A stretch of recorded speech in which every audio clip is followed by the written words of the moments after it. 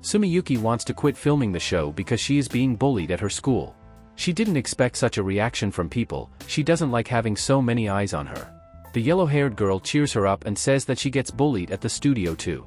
Nobu says he doesn't want her to leave, because if she leaves, he leaves too. Turns out it was all scripted. The girls on the set are surprised, because they thought the blue-haired girl would really leave. Ta says she was really being joked about, but she's not going anywhere because of the contract. Aqua says he's surrounded by newbies on set, those who don't need to pretend, and there are those who don't get screen time. Aquamarine is invited to eat together, he declines, but he still had to go. After a good dinner, the blonde comes home to find his sister waiting for him, who pesters him, saying he's having an affair on set. The brother explains how different it is in general. Adds that there is almost no staging there, some acting, but mostly everyone wants to show off. In life they do the same thing. Ruby asks if they fall in love on the show for real. Doc says it varies, and he can't say for sure. And all the actors show real emotion. It turns out that all the attention on the set is on the relationship between Sumiyuki and Nobuyuki Kumano, and Kengo pretends to be jealous. It's a love triangle. Thanks to the girl, the show has become popular among high school students. The yellow-haired girl asks Hoshino if he wants to join the fight for Sumi. Starry-eyed replies that he's fine with it as it is, also asking if she's going to interfere. She says she likes being an easygoing cutie. She also says that not only do they have to worry about themselves, but Akane as well. Due to the little airtime, her director reprimands her manager. Blue-eyed apologizes to him and says she'll try harder to get noticed. Starry-eyed wants to write about the bad juice, but Arima stops her and explains that she can't do that because sponsors are hard to find.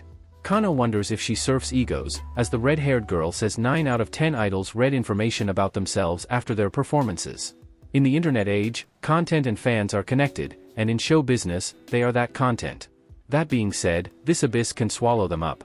On set, Akane continues to try to get as much into the show as she can. Sumiyuki asks her, "Is something bothering you?"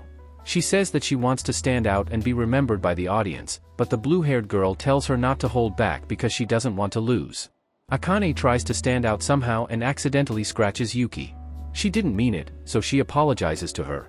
Sumi, on the other hand, says it's okay, it was all because of the coup de grace.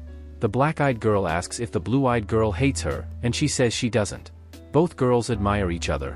Unfortunately, the internet doesn't forget anything. Online bullying is very severe. She's being bullied at school.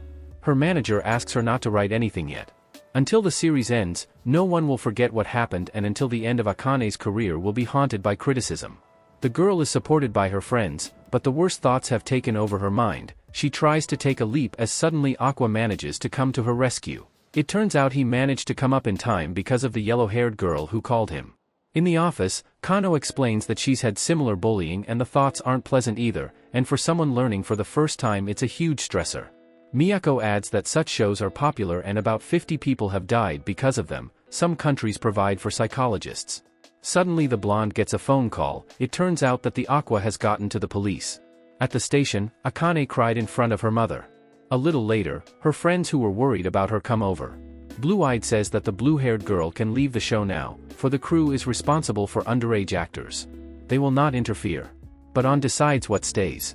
The blonde doesn't want to leave it like that and decides to tell about the suicide attempt. Attention is of course drawn, with no way to end the criticism. Doc decides to play to the end, so thanks to all the actors he wants to make love with the stars on their behalf. Thanks to the girl with horns, there will be a video distribution and Kengo will write the music. The shot of Sumiyuki hugging Akane should be suitable, but it is at the crew who won't give this shot away. Aquamarine still managed to get through to them. The commercial is done, making the girl's name change and also solidifying the popularity of the show. Criticism will still remain and the incident will be remembered even 10 years after the show. Akane is back. To hide her real identity they decide to make up an image of her. Aqua is asked what kind of girls he likes. He describes AI, and the girl will try to fulfill her. The blonde on the other hand says that no one will copy her, she has a natural talent. All evening the blue-haired girl studies the Eido's habits, character and personality type. In the office it turns out that Kano considers the girl a rival, because in the theater Lalali she is considered talented due to her acting. The next day, the guy is convinced of this. Akane seems to have gotten AI's aura. Aqua only listens to her, which makes her blush. Sumi and the yellow-haired girl think the blue-haired girl needs to reciprocate the guy. Arima and Ruby are watching the latest episode. Kano says it's all nonsense and not interesting, and the starry-eyed one calls the girl mom. Aquamarine wonders who he is, a fan or AI's kid. Even after living with her for a while, he never learned anything about her. The red-haired girl goes to school as she suddenly meets a blonde boy who asks to skip class with him. Doc offers to play baseball. Only with a red-eyed Aqua can talk with a soul-to-soul. During the conversation, the girl asks who he likes, Sumiyuki or Akane. The latter says it's just a job. Not long ago, Doc realized that the older he gets, the boundaries between Hoshino Aqua and him are getting different. Kano replies that he's delusional. His feelings for Kurakawa Akane are not the same. Thanks to his girlfriend, the blonde realized that he was only seeing an echo of AI's past. The blue-haired girl thanks the guy, for she was able to find her game. The one asks how much she was able to understand AI. The answer shocks him. The blue-eyed girl knows that the A-doll had a child. When the show ends, they can't see each other again. So Aqua decides to use Akane for her own purposes. The filming of the show has come to an end. A party was organized to celebrate. During it, Doc meets up with Kaburaji, who agreed to meet up during the week to talk about AI. He is found by the guys who call out to them. Because of the last scene in the show, the high schoolers will need to date for a while. Akane asks what kind of relationship they will have. Aqua replies that he doesn't see her as a girlfriend, but as an actress they consider her the best. Those are the words she wanted to hear. Turns out the real couple from the show is Sumiyuki and Nobu. It turns out that Meme and the blonde are neighbors. Walking down the street, it turns out that the yellow-haired girl has always wanted to become an idol. Aquamarine invites her to join a new Baikomachi group. In the office discussing Emiya's contract, it turns out that she is lying about her age. She is not 18 but 25. She had her reasons. The yellow-haired girl had always wanted to be an idol, and even auditioned for the company, but at one point her mom got sick and she had to work part-time to help her two brothers and her mother. And by that point she was 23, and if you're over 20, there's no chance of getting into the audition. At this point she started streaming and started faking it. Because of this the company might have a problem, so the girl wants to back out. But Ruby supports her. No matter how old you are, a person can become an idol. Kano will keep an eye on them. Now there's the Baikomachi group. The next day at school, Hoshino discusses Love with the Stars with Minami. They are joined by Frill. Aqua is now popular with the girls at school, but everyone has to wait, for he is dating Akane. The show also affected the A-dolls because of the new member of the group. Since there is no new music, they decide to sing old Baikomachi songs and start practicing. Arima is hard on them, with Doc supporting her. The redhead rejects him and the blonde says he knows her, but if she continues it will hurt him. A little later, Aquamarine meets with Kaburaji, and the latter says the truth about AI might shake him and it's better he doesn't know. The man says that he wants to know. The star was not popular in her day, a regular redneck. So the director introduced her to a troupe from Lalai Theater. It was after that her face grew. If a guy wants the truth, he needs to go there. Aqua asks why the man is helping a talentless actor. The guy explains that he sees potential in him. By making him a debtor, once the guy is on top, the guy can find a benefit. He's also interested in the new Baikomachi group.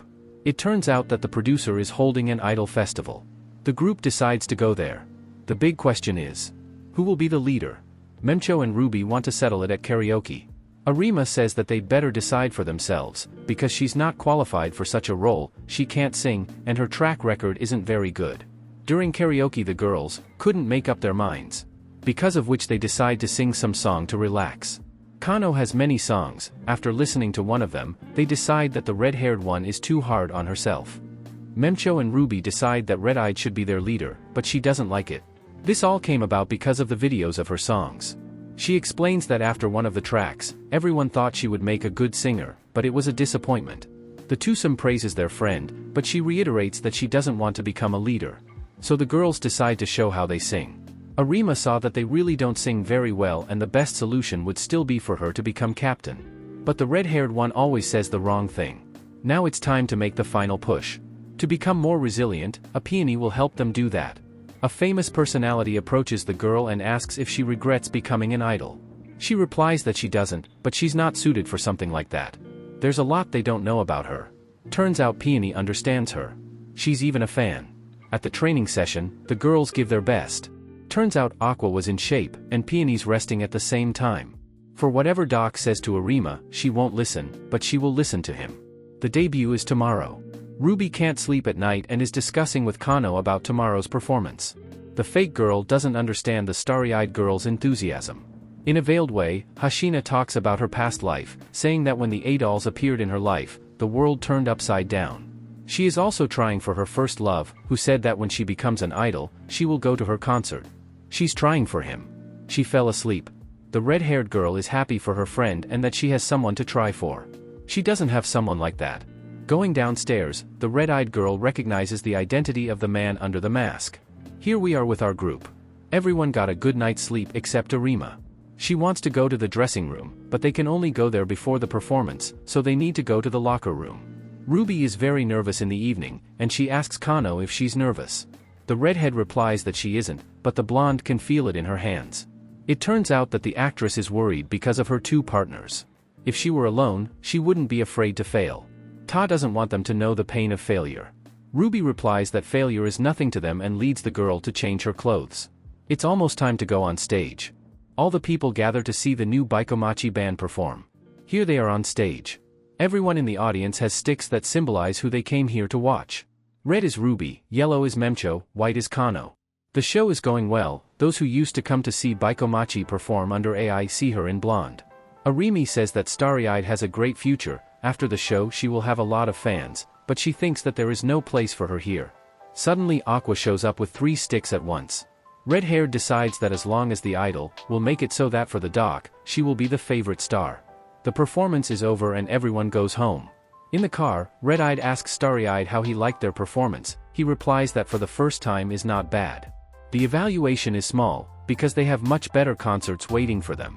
She also learns that her relationship with Akane is just a working relationship. Memcho realizes that there's a love triangle going on. Kurikawa gets an offer where she can work with Aqua. Kano asks why the guy pretended to be a peony. The guy replies that the girl wouldn't listen to him that way. The girl starts harassing him, but the blue-eyed man won't give up so easily. Finally the two make up. Ruby explains that after some events, only with her brother becomes like the former. Tokyo Blade is the anime and manga on which the production will be based. The actors for it have been arranged with Lalalai Theaters, one of which is Akane. They've got some good-looking guys too, but they need outside help. Kaburaji should handle it. The blue-haired one takes a picture with Aqua. She asks if he'll be in the production, and of course he says yes. Akane plays the main character and Hoshino plays the protagonist. In the manga, there is an argument over who will be with the hero, for there is a rival. It turns out that Arima is confirmed for the role. The two of them each have their fangs sharpened on the other.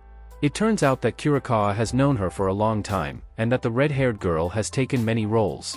Now she has a chance for revenge. Ruby goes to her mom's grave, and Aqua promises to find the person who put AI through hell.